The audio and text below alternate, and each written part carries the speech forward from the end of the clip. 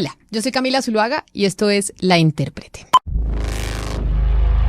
Hoy en La Intérprete también está acompañándome Sebastián Nora. Sebastián, y hoy vamos a hablar, por supuesto, vamos a continuar como lo anunciamos el capítulo anterior, del coronavirus, porque pues es difícil hablar de otra cosa. Y hoy vamos a hablar de Colombia, porque si los estados europeos no están preparados, pues imagínense un estado como el colombiano con tantas limitaciones. En el episodio anterior, de hecho, les estábamos contando y terminamos hablando del crítico colapso que tuvieron los sistemas de salud de Italia y de España desde hace un mes, dos países europeos que se convirtieron en el epicentro del coronavirus. Y lo que ha sucedido es que la cantidad de cuadros severos de esta enfermedad del COVID-19 o de este virus, pues supera ampliamente la red de cobertura de las UCI, que son las unidades de cuidados intensivos, y la gente literalmente se está muriendo sencillamente porque no hay cómo atenderla. Y un repaso, Camila, por los números de estos países. Por ejemplo, esta semana Italia, si seguimos la tendencia, terminaría con cerca de 7.500 muertes. Y España probablemente con más de 3.500. Además, pues ya hay más de 450.000 casos en los 187 países. Esto es prácticamente que el COVID cubrió el planeta. Y más de 19.000 muertes en todo el mundo. Pero la buena noticia es que ya hay más de 107.000 personas pues, que se han recuperado. Pero si le parece, para entender la realidad que está enfrentando España, ¿por qué no escuchamos a Quique Mateu? ¿Que quién es Quique Mateu? Pues un periodista deportivo que fue el caso número 1 de COVID-19 en la comunidad autónoma de Valencia, en España. Y su historia fue muy famosa en Europa porque Quique se contagió con el virus en el partido de la Champions, Milán versus Atalanta, en San Siro, que ahí juegan dos colombianos, exacto. ¿Quiénes juegan ahí? Muriel y Duván Zapata. Pues Quique convirtió sus redes sociales, Sebastián, en una plataforma para compartir sus síntomas y sus sensaciones y pues así contarle a la gente y al mundo las características de un virus desconocido. El Atalanta-Valencia de Champions. Yo estuve en ese partido relatando para el medio de comunicación para el que trabajo y regresé a Valencia. Cuando llegó el fin de semana, estamos hablando de 5 días después, pues yo empecé a notar un resfriado diferente al que habitualmente tenemos. Cada cuerpo, cada persona pues conoce un poco cuáles son sus síntomas cuando se resfría, y yo tenía un poco de tos, un poco de malestar general y un poco de fiebre, pero nada que no me impidiera ir a trabajar. Lo que pasa es que al haber estado en Milán y en ese instante ya había explotado de forma pública una gran cantidad de casos en Lombardía, pues yo entendí que lo más responsable era dejar de ir a trabajar, porque lo que sí sabemos del virus es que es muy contagioso y para evitar contagiar a nadie más, descartar que tuviera coronavirus. Y digamos que el organismo es el medicamento. El cuerpo de cada uno de nosotros es el medicamento. Ese es el problema de este virus, que no tiene tratamiento y por lo tanto tiene que generar el propio cuerpo los famosos anticuerpos que eliminen el virus. ¿Qué ocurre? Que cada cuerpo es diferente, cada cuerpo se quita de encima una gripe antes o después, un resfriado antes o después.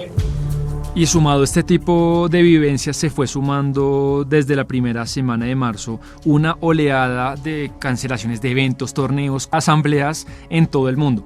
Ya acuérdese usted, el 12 de marzo, pues que nos cogió por sorpresa, Trump canceló todos los vuelos entre Europa y Estados Unidos. ¿Qué pasó el otro día? Se desplomaron los mercados financieros y la contracción pues de la actividad económica ya a mediados de marzo la empezamos a sentir. Así lo cuenta Camila Daniel Lacalle, que es un economista muy influyente en Europa.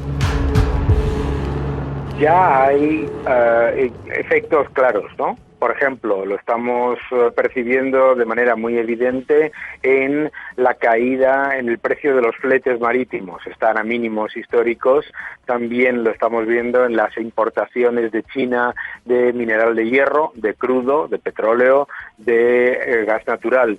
Es decir, es bien evidente que la economía mundial ya está sufriendo, al menos en la parte que ha tenido que ver con el parón de la economía china. Recordemos que prácticamente el 80% del Producto Interior Bruto de China, 21 provincias y ciudades están completamente cerradas. Entonces, eso claramente en una economía como es la de China, que es el 17% del Producto Interior Bruto del mundo, tiene un impacto claramente evidente.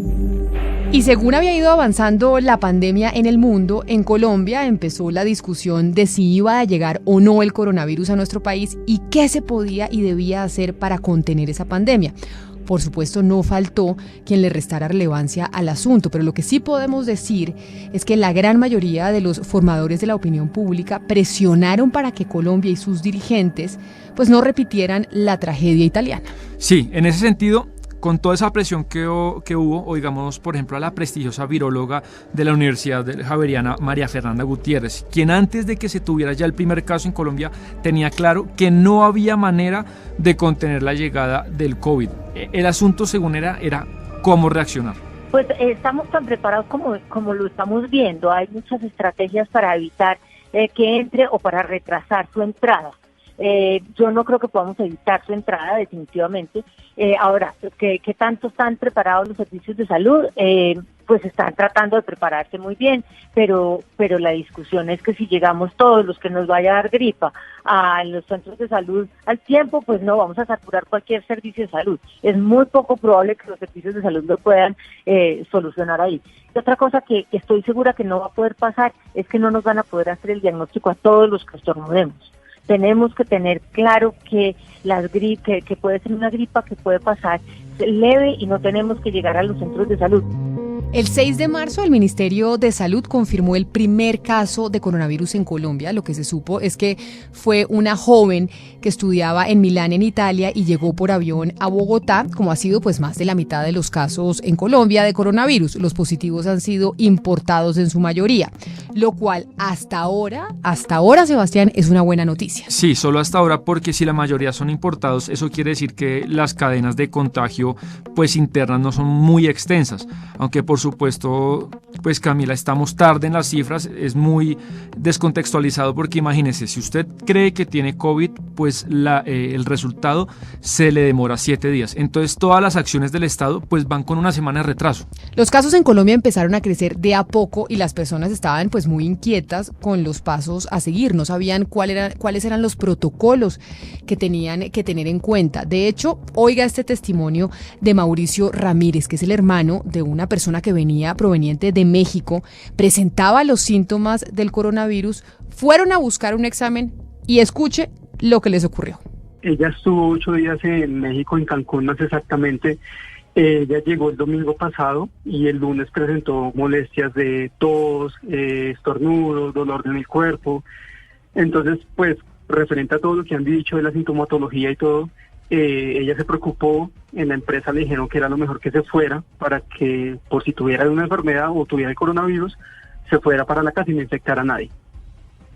Ella se fue, pero le dijeron que tenía que ir a la EPS. Llamó a la EPS le dijo, no tenemos citas y no hay forma de atenderla. Ella decidió ir por sus propios medios al hospital de Kennedy, por la cercanía. Allí, una vez adentro, no la volvieron a dejar salir y el hospital evidenció que no sabía cómo manejar estas crisis.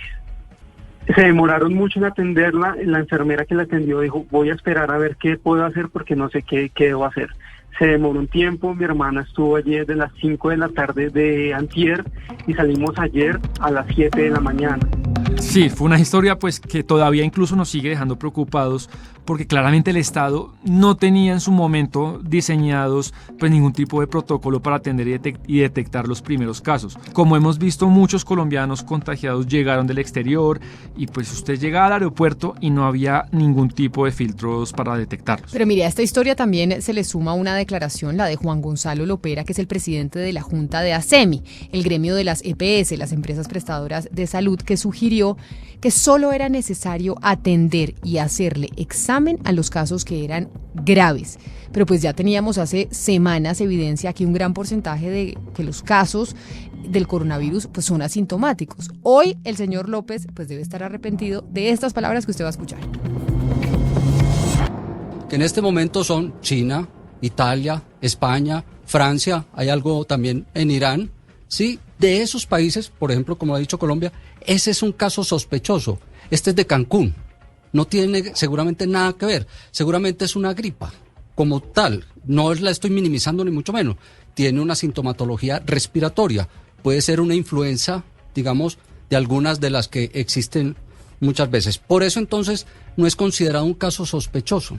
Es un caso sospechoso de coronavirus, que es lo que quiero referirme.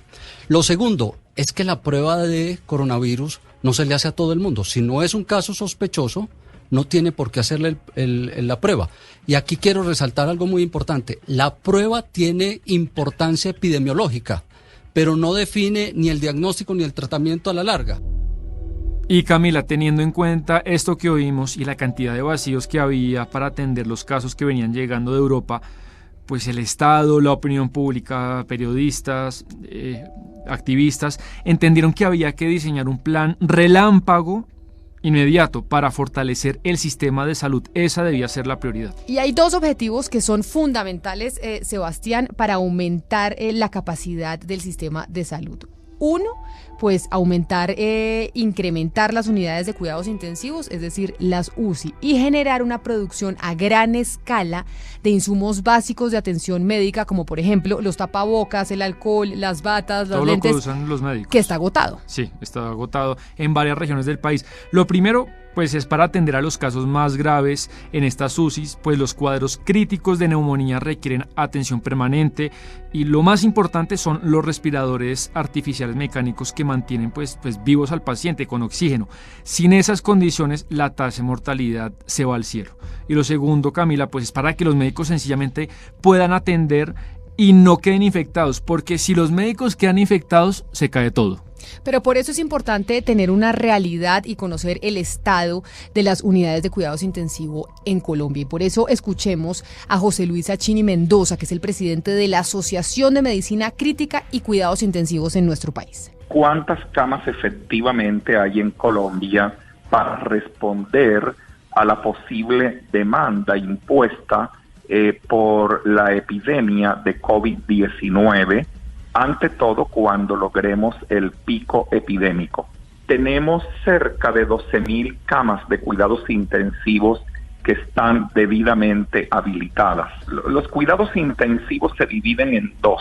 Una unidad en donde se necesita una atención mucho más compleja para el paciente más grave, que es el que habitualmente enfrentaremos, ¿sí?, que es el que tiene falla respiratoria, esta neumonía severa, que va a necesitar aparatos de ventilación mecánica y todo esto. Requiere de un personal mucho más entrenado, de especialistas en medicina intensiva o de especialistas en otras áreas que tengan entrenamiento. Estas unidades que se llaman cuidados intensivos para Colombia representan cerca de 5.300 camas. Por tendencia, en cuanto a los temas de ocupación, en general hablamos de una ocupación del 80%, es decir, que se dispondría de un número del 20% de esas camas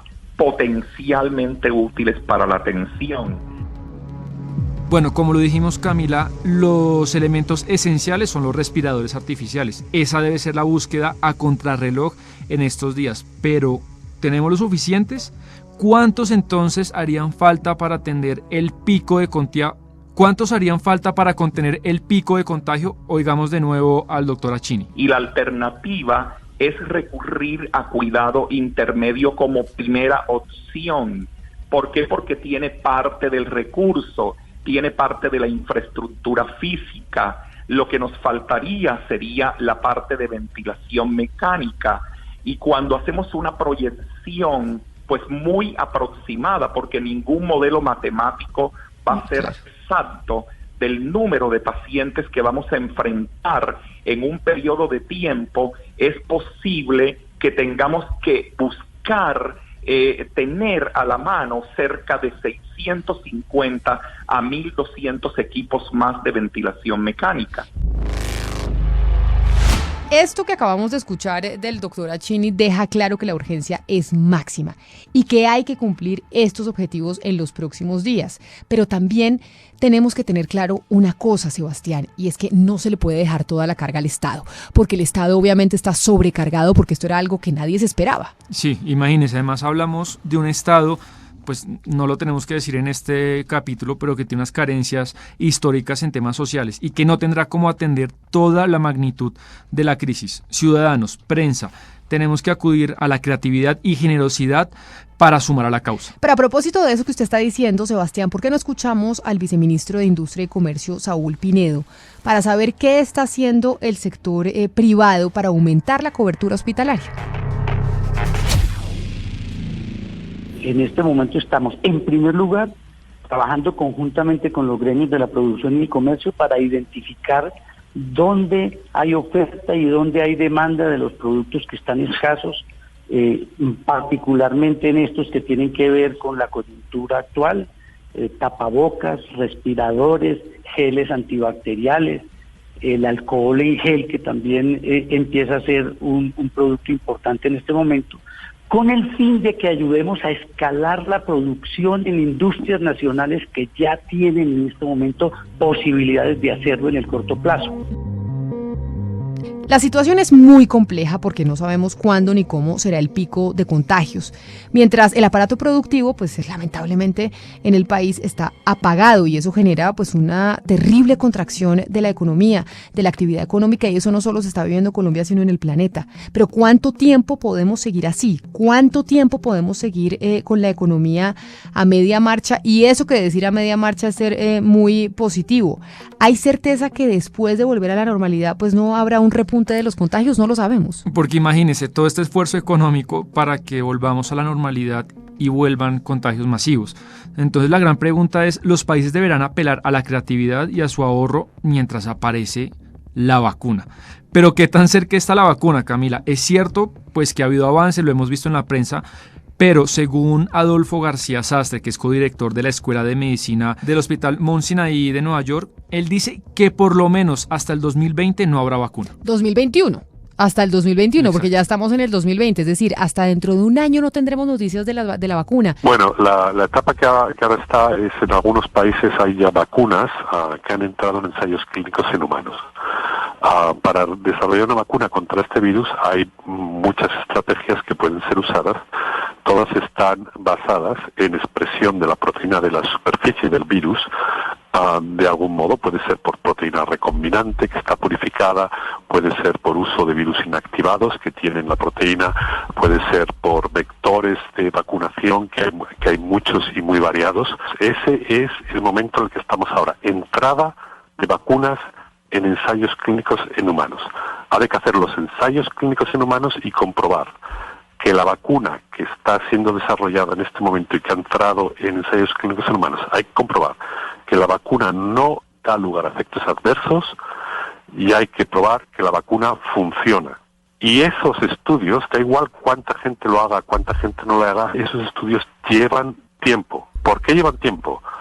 Porque desde que pones una vacuna hasta saber si te da lugar a efectos adversos, tienes que seguir a la gente por lo menos durante un mes.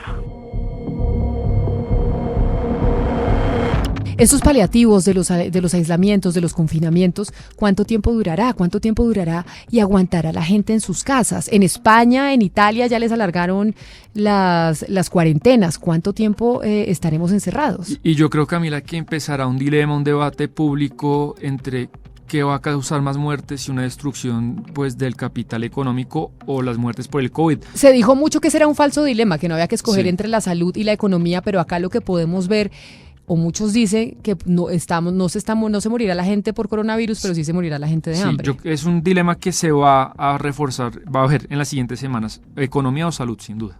Pues en el próximo capítulo de La Intérprete vamos a seguir hablando de los impactos que está teniendo el coronavirus en la economía, en el trabajo, en la sociedad, cómo nos está cambiando, porque sin duda alguna esto es casi que una tercera guerra mundial. A ustedes gracias por haber estado con nosotros hoy en La Intérprete, que se hizo posible gracias a los libretos, como siempre, de Sebastián Nora, a la corrección de estilo de Diana Mejía, a la musicalización de Gonzalo Lázari y a la producción periodística de David Ferro y Jennifer Castiblanco. Si les gustó este podcast, les pareció útil, compártanlo con sus amigos, ya saben que nos encuentran en todas las plataformas, y escríbanos a laintérprete@bluradio.com. Sus comentarios, si quieren que tratemos algún tema, estamos atentos. Muchas gracias por escucharnos y nos encontramos en una próxima oportunidad.